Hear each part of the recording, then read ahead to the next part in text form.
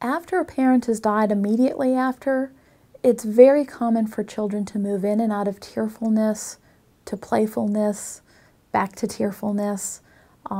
Children need to be supported wherever they are.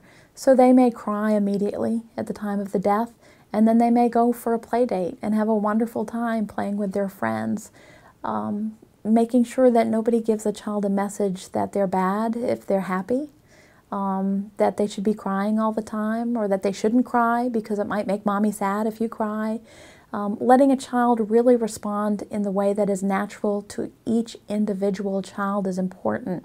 3 children in the same family may respond 3 very different ways, with one being very clingy and tearful and not wanting to leave home, one wanting to run outside and just burn off energy and kick balls and play with friends and sort of forget what's happening in the house, and another, maybe wanting to be alone and just spend some time reflecting on what happened.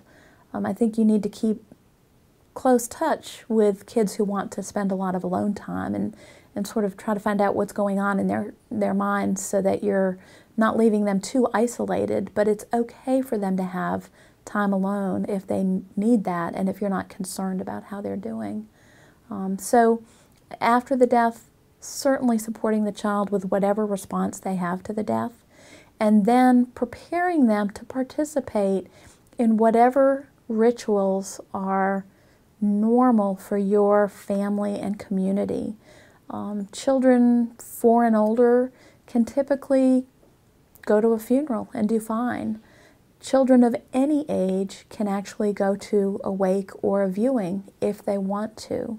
They can be prepared for that. I do encourage younger children to have an opportunity to do that without a lot of people around, a small family viewing, as opposed to going when the larger community is there. And as far as funerals go, for children over the age of 4 or 5, if you think your child can sit still and manage through the funeral, I would encourage them, but not force them, to go to that funeral and be a part of that. If you think your child will just be too squirmy, if they're just too little to manage that, there are so many ways to vary how they participate.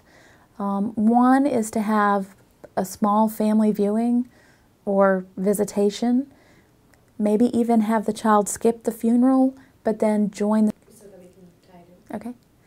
But the most important thing is finding a way for even the youngest children to be a part of the community mourning experience. It may be brief, it may not be lengthy, it may be with a small group of extended family members, or it may be with 200 or 300 people who come to the funeral. But finding a way for them to participate at a level that works for that child is important.